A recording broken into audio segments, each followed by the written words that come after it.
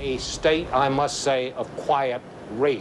I said this before a little while ago, but I've never seen anything quite like the mood we're seeing right now. This is being taken very seriously, and my guess is, Dan, that those congressmen who are saying on Capitol Hill this is another Pearl Harbor, that is exactly a reflection of what the mood of the general public is, at least here in the nation's capital. Dan. Another day that in American history will live in infamy. This is perhaps the most audacious terrorist attack that's ever taken place anywhere in the world. Quote, unquote, from Chris Yates, aviation expert at Jane's Transport in London. He said, "It takes a logistics operation from the terror group involved that is second to none. Only a very small handful of terror groups is on that list. I would name at the top of the list Osama bin Laden," unquote, Mr. Yates. Now, it should be noted that a number of U.S. intelligence operatives and those overseas have been saying for some time that to focus entirely on Osama bin Laden has been, quote, a mistake.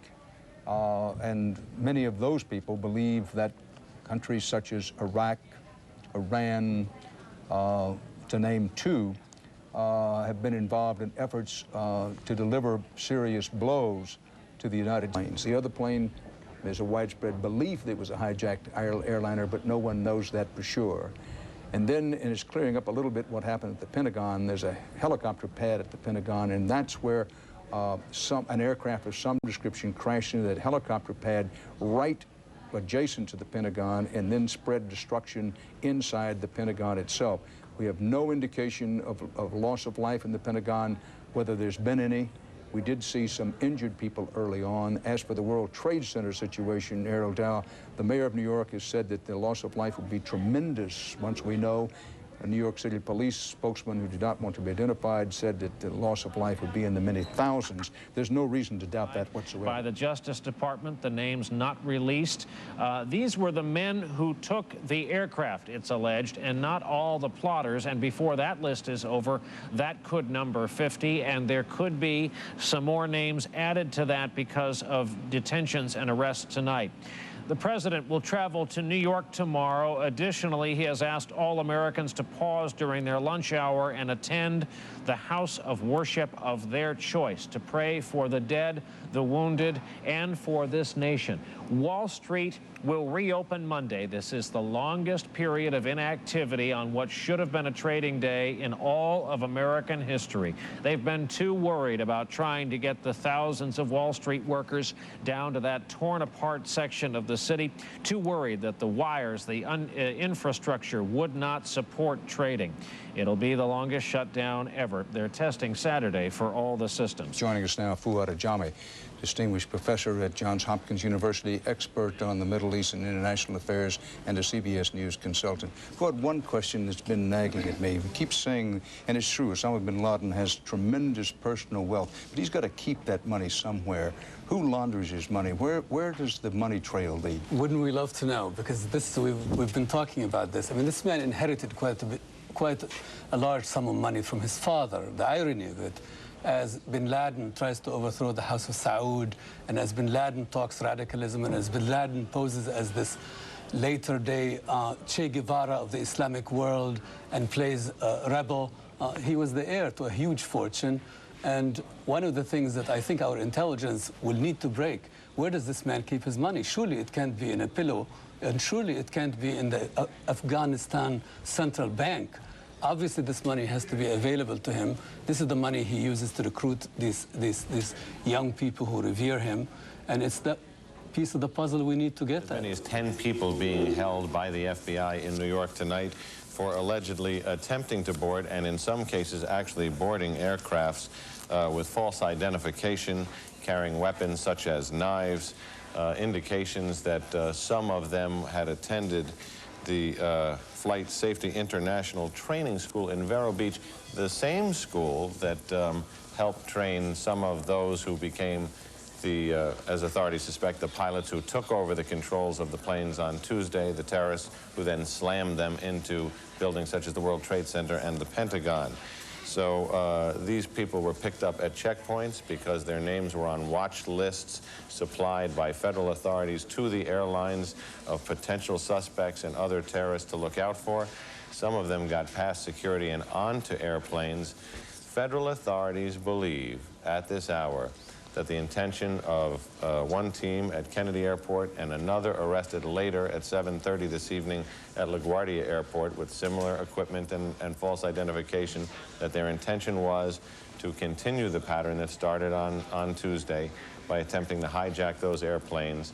And because some of those picked up tonight apparently had training to fly commercial aircrafts, the fear is that they were again going to take over the cockpit, divert the planes, and attempt to crash them into some target. Angry protesters took to the street following today's decision, shouting "Bin Laden, Bin Laden," supporting their fellow Muslims in Afghanistan, opposing any cooperation with America. We will not allow our government to go for aggression to Osama bin Laden or Afghanistan. We will not accept it, and nobody is going to accept it. Taliban leaders here also warning Pakistan not to help the United States and threatening to seek revenge against any country that attacks Afghanistan. If any neighboring country gave territorial way or airspace to USA against our land, it would draw us into an imposed war. In Afghanistan, Taliban leaders urge all foreigners to leave the country and their own people to prepare for a holy war as thousands of refugees flee the capital. Many of those refugees heading here into Pakistan, and tonight this country's leaders strongly suggesting they expect economic help from the United States in exchange for joining the fight against their neighbor, Afghanistan. Tom? Thanks very much, NBC's Ron Allen tonight, who is in Islamabad, Pakistan. Now let's go to the investigation, which is moving very quickly. And joining me now from our terrorism task force is NBC's Andrea Mitchell. And Mohammed Jawed Azmat were picked up after a bizarre cross-country trip on the day of the bombing. The FBI says the men first boarded a TWA flight in Newark en route San Antonio. The plane was grounded in St. Louis after the attacks. They got on an Amtrak train, acted suspiciously, and were discovered carrying box cutters similar to those carried by the hijackers, plus $5,000 in cash. Their Jersey City apartment in the same neighborhood as Abdul Rahman's, the blind sheikh in jail for life for coordinating the bombing of the World Trade Center 9 years ago. All part of a massive investigation. The Attorney General says it's producing hard evidence and thousands of leads. We are further refining our understanding of the ways in which this terrible crime was developed. The Justice Department says 25 men are arrested on civil immigration charges for questioning relating to the terrorist attack. 4,000 FBI agents checking, among other things, every passenger on all scheduled flights from last Tuesday, and whether the hijackers made practice runs. They could learn what was the behavior of the stewardesses. The FBI's urgent mission: keep the pressure on terrorists, who the Attorney General says he thinks are still at large. Our belief that associates of the hijackers that have ties to terrorist organizations may be a continuing presence in the United States. Also in custody, a man who offered $10,000 in cash last month to train on a jet simulator in Minnesota. These emails from the man, Zacharias Moussaoui, obtained by NBC News, show him arranging for pilot training as early as a year ago, but declining to reveal his name because email, he said, isn't secure. And more learned today about one of the hijackers of the plane that crashed into the Pentagon. Officials at this flight school in suburban Washington, D.C. now realize that Hani Hanjour took 3 flights with instructors last month. One of our instructors recognized a name that was released by the press and called the FBI. The FBI says Hanjour appears to be the only hijacker who took pilot lessons near one of the terrorist targets, but the flight school says he never got closer than 20 miles to Washington. The NASDAQ was down just under 57 points on the day. This on a day when the Treasury Secretary and the Chairman of the Federal Reserve were on Capitol Hill. NBC's Ann Thompson once again at NASDAQ tonight. NBC's Justice Department correspondent Pete Williams joins me from Washington. Pete. Tom, good evening. A scrap of evidence found at one of the crash sites may help prove one of the hijackers was aboard, but it also illustrates a new problem for the FBI. Sorting through all the debris at the Pentagon, officials tell NBC News, searchers amazingly find a portion of a driver's license issued to one of the hijackers. But is that name correct? When the Justice Department put out the list of names last week, officials said they were fairly confident of them. But today they now say they can be sure only about some. We have several others that are still in question. So the investigation is ongoing, and I am not certain as to several of the others. Example, the list identifies one of the Pentagon plane hijackers as Saeed al-Ghamdi, but a Saudi newspaper says this is the real Saeed al-Ghamdi, a pilot for Saudi Airlines who twice studied flying in the U.S., in Florida, where the hijackers are also thought to have trained. Officials say they're not sure if it's a coincidence or if the hijackers deliberately stole the identities of Middle Eastern pilots. Even so, the FBI says it can still track the actual hijackers from surveillance pictures and financial transactions like their ticket purchases. In Illinois, the FBI arrests a liquor store employee, Nabil al-Marab of Detroit. Authorities say they're eager to ask him about a possible relationship with two of the hijackers. And in Washington, some Muslims complain of aggressive questioning by the FBI and say no one is required to answer. We advise them not to talk and to speak to the FBI, except with the presence of a legal counsel. And officials tell NBC News that much of the hijackers' money came from associates in Germany through money orders. 2 of the 4 took off from Boston, 1 from Newark, 1 from Washington, Dulles. 2 of those planes went into the World Trade Center, 1 went into the Pentagon, and 1 crashed in rural Pennsylvania. There are 50 flights that are still in the air at this point. That is 50 commercial flights. The FAA has put what they call a ground hold on all flights in the U.S. So 50 of those flights are still in the air. That means that virtually everybody's landed at this point, and if there's any good news in any of this, they say that at the moment none of those planes appear to be hijacked or in trouble. And they're all very close to landing now, within 40 or 50 miles of an airport, their airport where they intend to land. So that should put them on the ground in the next half hour or so. Bob, I just want to ask you, Bob, have many of those planes been diverted? In other words, are they reaching their destinations, or are they having emergency? This is Pete Wilson at Kron 4 in San Francisco. As you may know by now, certainly if you have just joined this morning, there's been an attack on the symbols of America of unprecedented horror. At least 4 airliners in what appears to be a coordinated attack, a terrorist attack, on at least 2 buildings. The World Trade Center, 110 stories in 2 towers, utterly destroyed, brought to the ground with thousands of people inside. The Pentagon is also hit, a small section of that huge building burning at this hour. It is believed the casualty numbers are impossibly high, difficult to calculate at this point. Now, we have been following NBC, of course, all morning long since this began, and what we want to do now is to bring you up to date on the situation here in San Francisco and the Bay Area and how this relates to what's happened across the country. First of all, the issue of airliners. The airport, SFO, as all airports across the country, has been closed. In some cases, Los Angeles, we have just heard, being evacuated because of concern about safety there. Right. And specifically, it pays to bear in mind that Police Chief Fred Lau has pointed out there have been no specific threats in the Bay Area.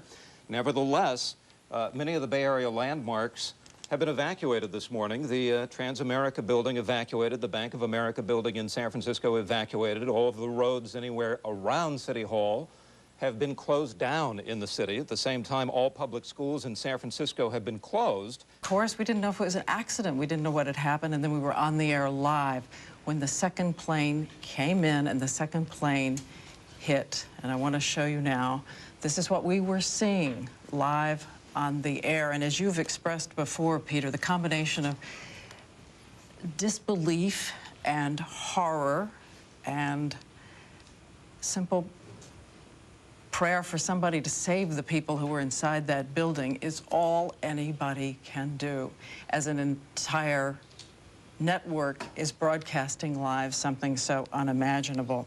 I have talked, as you all have, and as George Stephanopoulos reported, to the people who were inside as these scenes were taking place. We now see the first collapse, which of course took place about 10 a.m. Eastern time, and then it would be about 28 minutes later that we would see the second collapse of the second building. And while we're watching the scene, each person desperate to stop this tape and go and do something. All we can do is relive the horror each time we see it. I have talked to people who are inside the building, one of them, Fran Martin, who is the aunt of someone who works here at ABC, and she was saying that the first experience inside the building was that earthquake-like feeling a number of people have mentioned. The other American Airlines flight, 64 people from Washington to Los Angeles, crashed into the World Trade Center. Barksdale Air Force Base, Louisiana, news alert. President Bush says military on high alert status. Bush says he has taken all appropriate security precautions to protect Americans. There'll be more coming. This from the videotaped talk to the American people that President Bush has made. Now, keep in mind the president was in Florida. It was believed he was going back to Washington. In fact, he said he was heading back to Washington, but instead, he's apparently gone to Barksdale Air Force Base outside Shreveport, Louisiana, and we're expecting to have the videotape of the president's remarks for you at any moment now, but what the president said is coming over the wires, and that President Bush said the United States has taken all appropriate steps to protect the American people. The president says that we will hunt down and punish those responsible for the attacks on the World Trade Center and the Pentagon. If you're saying to yourself, well, I've heard at least one American president say that before, you are correct. That President Clinton said that after the first attack on the World Trade Center and after the attacks on the American embassies in Africa, and indeed after the attacks on the American embassies in Africa, a twin strike by cruise ballistic missiles. 2 strikes, one launched in Afghanistan. I'm Anna D'Angelo. And I'm Dana King. We will continue to bring you the very latest from CBS News, but right now we want to update you on local developments, as there are many. Around the Bay Area, cities are under high alert, as you might imagine. Federal buildings have been evacuated and all non-essential personnel have been sent home. All airports in the Bay Area have been closed, as well as around the nation, which is unprecedented. This is a first. And Sharon Chin joins us now live from SFO. She has been talking with passengers. Of course, Sharon, we know that some of the planes involved in these cell phones or give you any indication of where we were until local people noticed the plane on the ground. The president has just made a statement, Peter, a very emotional one, saying that freedom has been attacked, but freedom will be defended, saying that America's military is on its highest state of... Help the victims of these attacks.